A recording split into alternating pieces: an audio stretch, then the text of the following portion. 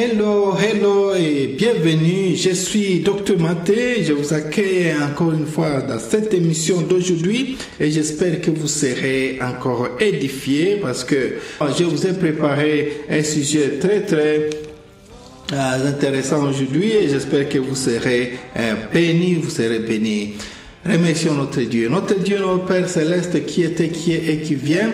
Toi, le Dieu puissant, le Dieu de l'univers, comme David disait dans Psaume 18, Seigneur, reçois nos remerciements parce que tu es notre force, tu es notre rocher, tu es notre secours, notre libérateur, le rocher où nous trouvons un abri, Seigneur Tout-Puissant. C'est toi notre bouclier, c'est toi la force qui sauve, c'est toi. Il n'y a personne d'autre qui peut nous aider, ce n'est pas que toi, que Seigneur. Nous te remercions parce que tu es là, Seigneur Tout-Puissant. Je te demande de prendre charge cette émission, que tu sois le maître du début jusqu'à la fin et que Seigneur, cette émission puisse te glorifier. Dès maintenant, Seigneur Tout-Puissant, que ton Saint-Esprit nous guide et qu'il soit notre maître et notre dirigeant dans tout ce que nous allons faire aujourd'hui. Au nom de Jésus. Amen.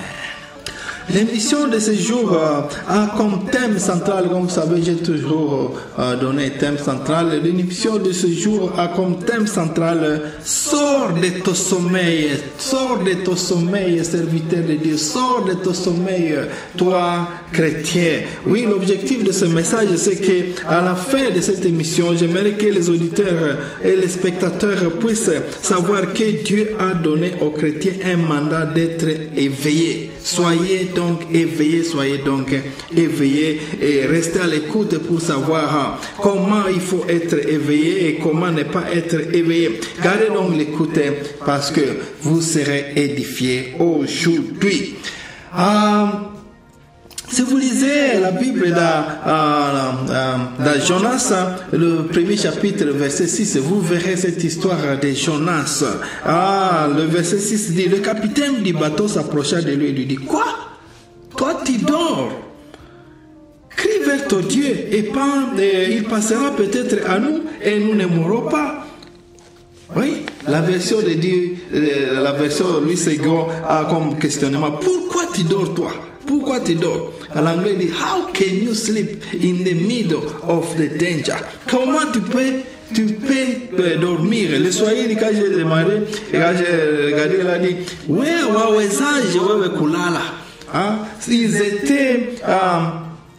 ils étaient dans la mer, vous savez l'histoire, c'était un moment très difficile. Le capitaine et tous les autres matelots, ils sont venus te demander à Jonas, comment est-ce que toi tu dors à ce moment pendant que nous sommes en train de traverser un grand danger et une grande tempête où les gens peuvent mourir, mais toi tu es en train de dormir calmement. Comment toi tu peux dormir?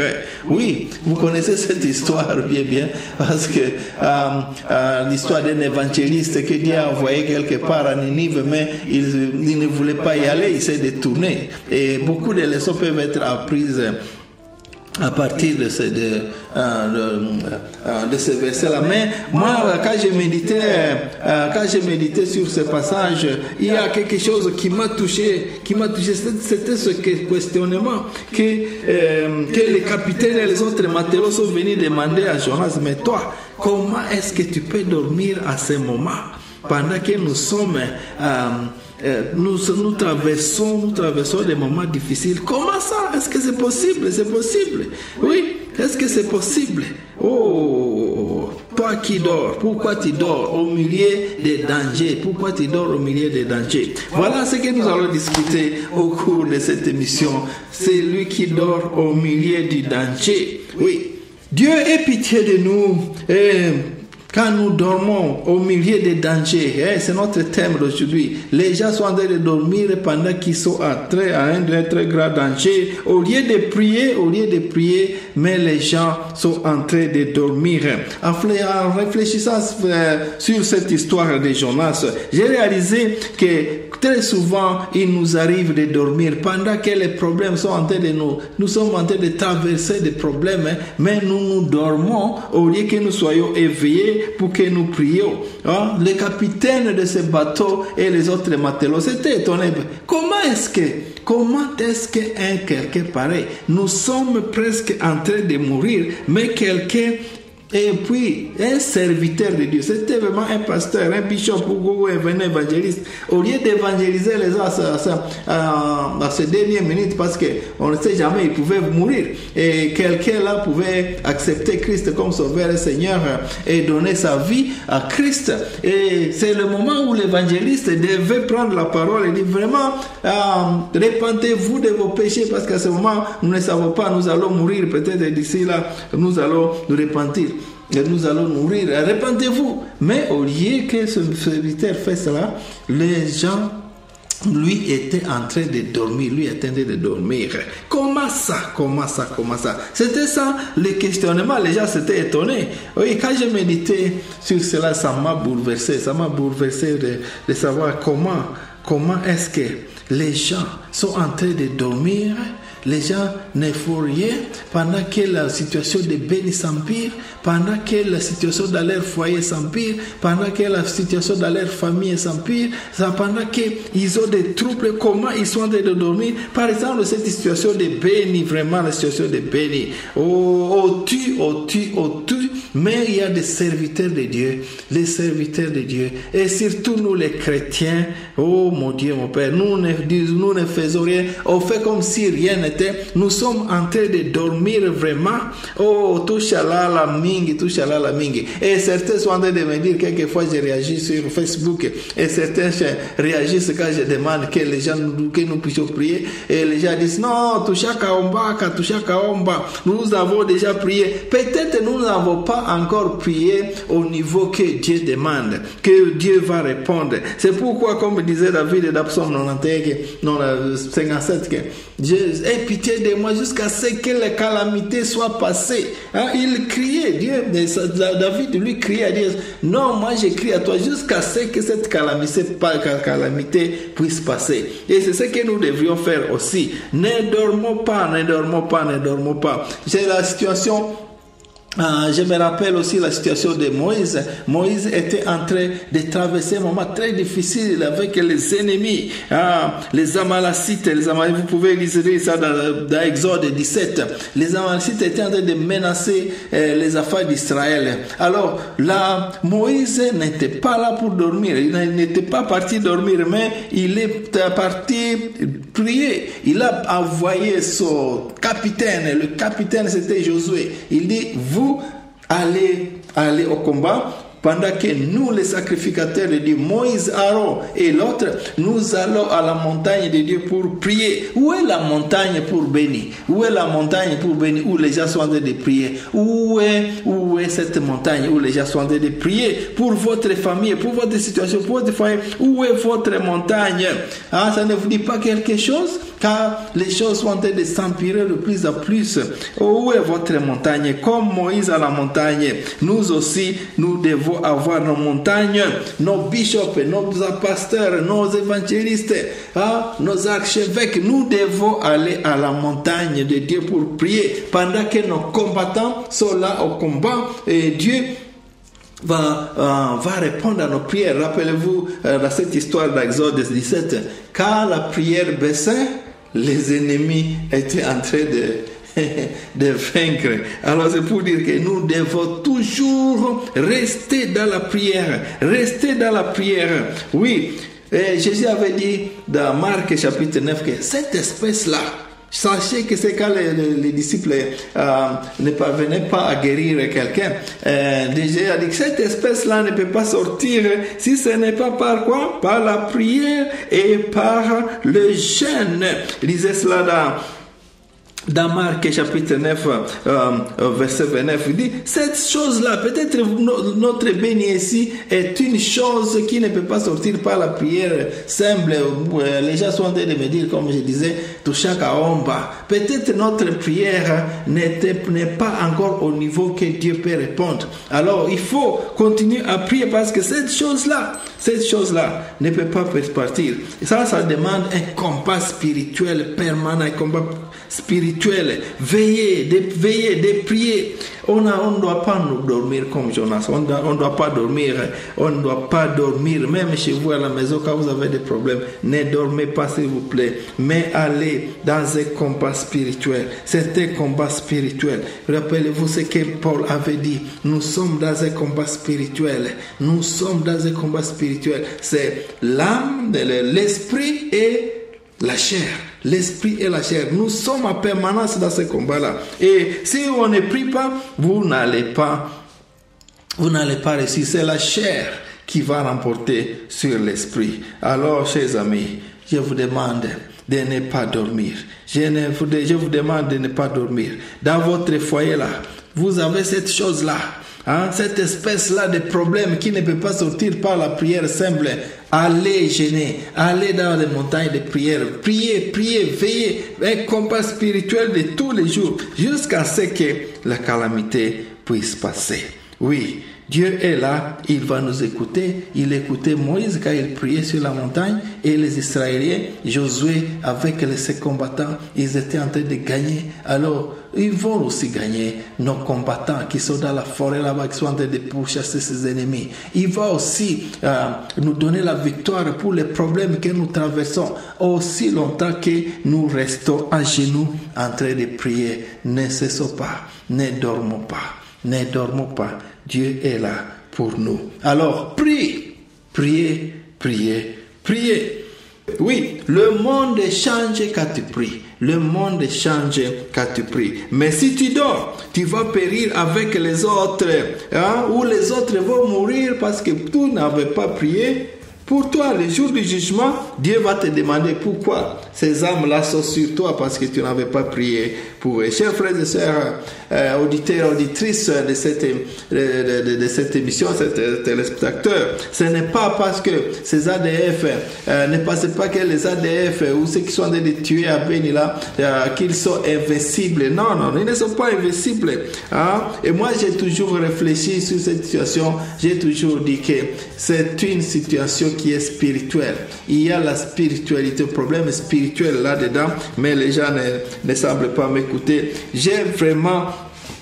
Il y a des preuves. Tout ce que vous voyez là-bas sont des preuves pour vous dire qu'il y a la main de Satan là-dedans. Il y a la main de Satan là-dedans. Comment pouvez-vous imaginer, comment pouvez-vous expliquer que quelqu'un qui a été créé à l'image de Dieu, il peut prendre la hache et tuer son frère, tuer un enfant, même un bébé qui est au dos de la maman, Est-ce que vous pouvez comprendre cela? Vous pouvez comprendre cela. Ça montre déjà que c'est lui qui est en train de faire ça est vraiment sous influence satanique. C'est une très grande influence satanique.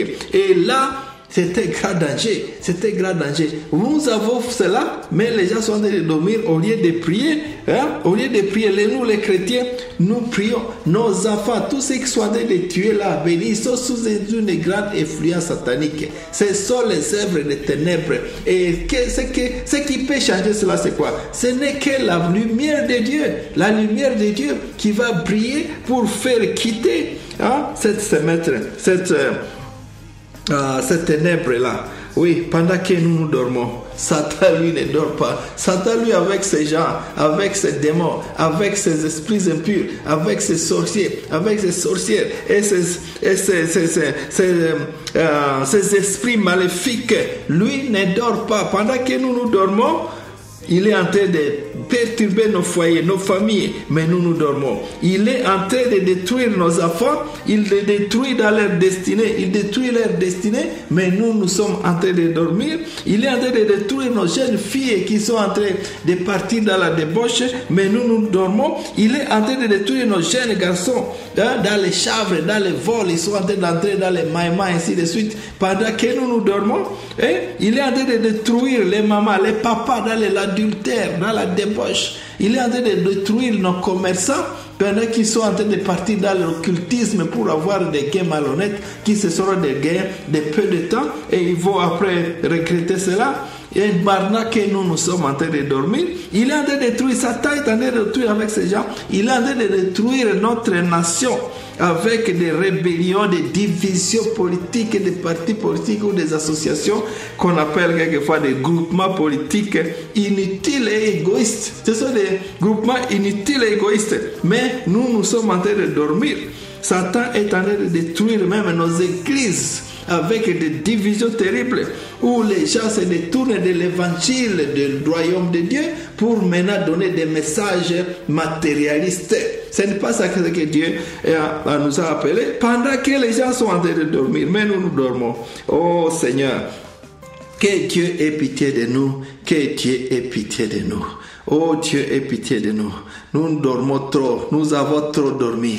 Dieu aie pitié de nous. Oui, chers amis auditeurs, quittons notre torpeur, quittons notre torpeur, nos sommeils. Vous savez, la Bible dit que celui qui est en nous, 1 Jacques 4,4, celui qui est en nous est plus fort que Satan qui est dans ce monde. Alors, nous devons sortir de notre torpeur et commencer à prier pour que les forces des ténèbres puissent quitter, les forces des ténèbres puissent nous laisser nos familles, laisser notre nation, laisser notre territoire de Beni, de Butembo, de Lubero, que ces forces de ténèbres puissent quitter. Et ces forces de ténèbres ne peuvent pas quitter si ce n'est pas nous, les chrétiens, qui puissent plaider le sang de Jésus, le sang qui a le pouvoir de délivrer, le sang qui a le pouvoir de guérir, le sang qui a le pouvoir de nous transformer, de transformer notre maison, de transformer notre situation, de transformer notre nation. Le sang de Jésus a la puissance de nous réveiller, de nous libérer. Réveillez-nous et plaidons le sang de Jésus. Plaidons ce sang de Jésus et nous serons libérés. Plaidons donc le sang de Jésus. Il y a une puissance dans le sang de Jésus pour briser ces forces des ADF, pour briser ces troubles dans ma famille, pour casser, pour délivrer, pour me délivrer de mes problèmes que je traverse dans mon foyer, dans mon travail, dans mon école, dans mon business. Le sang de Jésus, il y a une puissance du sang pour guérir notre nation, à condition que nous ne devions pas mourir, nous ne devions pas faire quoi? Aller dormir. Nous devons nous réveiller pour aller combattre. Ce combat spirituel n'est pas seulement pour l'église de Hollande parce qu'il s'appelle combat spirituel. Le combat spirituel, ce n'est pas pour les pentecôtistes. Le combat spirituel, ce n'est pas pour les églises de réveil. Le combat spirituel, ce n'est pas seulement pour les groupes qu'on appelle les groupes charismatiques ou de réveil. Non, le combat spirituel, c'est tout chrétien. Tout chrétien. Dès que vous êtes chrétien, vous avez commencé le combat entre la flèche, la chair et l'esprit. Et c'est tous les jours que nous devons le faire. Le diable, lui, ne dort pas, mais nous dormons. Lui, avec ses agents, il ne dort pas. Oh, le bateau de carrière déjà est en train d'être détruit. Le bateau de mariage qui devrait être les destinées de mariage de certaines personnes. Dieu avait déjà déclaré depuis la fondation du monde que le mariage de celui-là sera très bien. Mais ce bateau est en train de sombrer parce que les gens sont en train de dormir. Ils ne sont pas en train de prier. Le bateau des mariages et des foyers est en train d'être détruit. Le bateau des églises qui devait être puissante, il est en train d'être détruit. Oh Seigneur, qu'il puisse avoir pitié de nous. Est-ce que vous n'avez pas encore compris pourquoi notre pays, malgré sa richesse, il est encore un pays où les gens sont pauvres? Les infirmiers, les médecins, les agents de l'État sont mal payés. C'est la corruption, c'est la force diabolique. Mais nous, au lieu de prier, nous voulons que les gens puissent marcher. Les gens puissent marcher. Des marches souvent qui se terminent par des morts d'hommes. Voilà ce que le diable veut. Mais nous devrions aller devant Dieu pour dire: Dieu, vraiment, venez nous secourir. Venez nous secourir. Venez nous secourir. Vous voyez, la morale de ce monde a vraiment détérioré. Les choses qui étaient des bonnes choses sont devenues des mauvaises choses. Et les mauvaises choses, maintenant, le monde les considère comme des bonnes choses. Vous voyez cela? C'est le travail du diable qui est en train de travailler. Et nous, au lieu de prier, nous sommes en train de faire quoi? De dormir. Ah, c'est le moment vraiment de mobiliser nos familles pour que chaque jour, nous puissions faire ce combat spirituel. C'est le moment de mobiliser nos églises pour organiser des séances de prière, des jeûnes. C'est le moment de mobiliser toute la nation pour des prières agressives, par des jeûnes, par des veillées de prière. Oui, la Bible dit, Éphésiens chapitre 5, verset 14. Réveille-toi, toi qui dors. Réveille-toi, toi qui dors. Réveille-toi, relève-toi d'entre les morts. Vous êtes comme des morts. Le psaume dit ceci, le psaume 13 parle de Pongi Abakoufi. Les gens sont en train de dormir le sommeil des morts. Hein? Parce que vous ne vous réveillez pas, vous êtes en train de dormir. Il est temps. Réveille-toi, toi qui dors. Éphésiens 5, 14. Et pour sortez des gens qui sont morts, sortez, nous devons aller au combat spirituel. Et aussi Romains 13 et 11 dit, ne savez-vous pas le temps que nous sommes en train de traverser? C'est un moment où le diable est en action. C'est l'heure de vous réveiller en fin de notre sommeil. C'est l'heure de nous réveiller. Romains 13, verset 11. Réveillez-nous, réveillons-nous et prions sans cesse. Éphésiens 6, verset 18. Éphésiens 6, verset 18 dit, faites en tout temps par l'Esprit toutes sortes de prières et de supplications. Veillez à cela avec quoi? Une entière persévérance. Je m'excuse. Oui, parce que je suis vraiment capturé par ce mot. Persévérance. Persévérance. Ça veut dire, ne vous lâchez pas, ne lâchez pas la prière. Priez avec tout. Priez pour tous les saints et priez pour toutes sortes de prières. Priez pour l'église, priez pour les gens autour de vous, priez pour les leaders de notre pays. Est-ce que vous êtes en train de prier pour notre président, pour nos gouverneurs, pour nos bourgmestres, pour les chefs des quartiers? Est-ce qu'on est en train de prier avec les PDG, pour les PDG de nos entreprises? Pourquoi nos entreprises, il y a beaucoup de corruption? Est-ce que nous sommes en train de prier pour eux? Est-ce que nous sommes en train de prier pour eux? Seulement nous les critiquons, au lieu de prier pour eux. Les choses sont en train de se détériorer pendant que nous dormons. Au lieu, Seigneur, au lieu de prier, prions pour la famille, pour nos enfants, pour la nation. Oui, prions, ne dormons pas.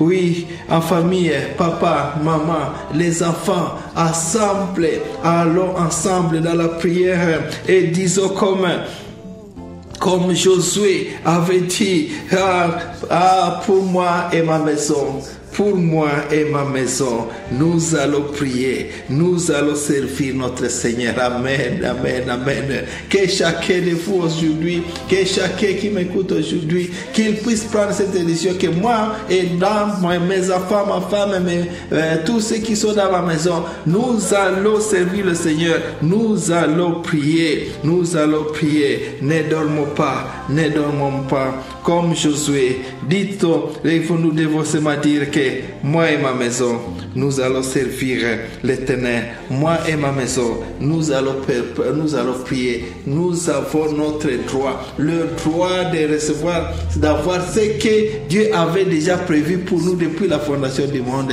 Alors, nous n'allons pas rester oisifs. Nous allons prier. Moi et ma maison, nous allons sortir de la torpeur, du sommeil. Oui, si nous mettons dans notre maison une atmosphère de prière, une atmosphère, l'ambiance divine dans la maison, enlevez tous vos histoires diaboliques de films mondains, de musique mondaine, enlevez-les. Mais à la maison, soyez dans une atmosphère de prière, de louange. Car cette atmosphère-là est là, comme dit Josué, moi de ma maison, nous allons le servir. Alors, nous allons voir la puissance de Dieu transformer notre nation, transformer nos familles, transformer là où nous travaillons, transformer nos foyers. Nous serons vraiment changés parce que comme nous avons écouté, quand tu pries, les choses changent. Quand tu pries, les choses changent. Oui, plaidons le sang de Jésus dans nos besoins, dans nos maisons. Chaque jour, demandons à Dieu de nous envoyer les anges pour nous protéger, pour nous protéger. Oui, ne restons pas oisifs. Oui, ne restons pas oisifs, chers amis auditeurs, auditrices. Et voilà, c'est à cela que je voulais partager avec vous ce jour. Oui, ne dormez pas. Comment vous pouvez dormir au milieu des problèmes? Sortez de votre torpeur. Sortons, moi y compris, sortons de notre torpeur, commençons à prier. Oui, j'espère que vous avez été édifiés. Sortez de notre sommeil, sortons de notre sommeil. Ce monde actuel est tellement mauvais et ne doit pas nous laisser oisifs. Oui, j'aimerais vraiment voir les églises. Un jour, j'aimerais voir les églises organiser des veillées de prière, des jeûnes de prière intenses, pour que notre nation se transforme, pour que la situation de Béni change, pour que la situation de nos familles se transforme, comme dit dans Ephésiens 6, 18, priez sans cesse. Oui, et dans Acte 12, vous savez, les gens étaient en train de prier intensément pour Pierre. Et l'apôtre Pierre, il était délivré. Pourquoi nous ne le faisons pas? Oh, non, nous n'avons pas encore prié assez. Nous devons continuer à prier.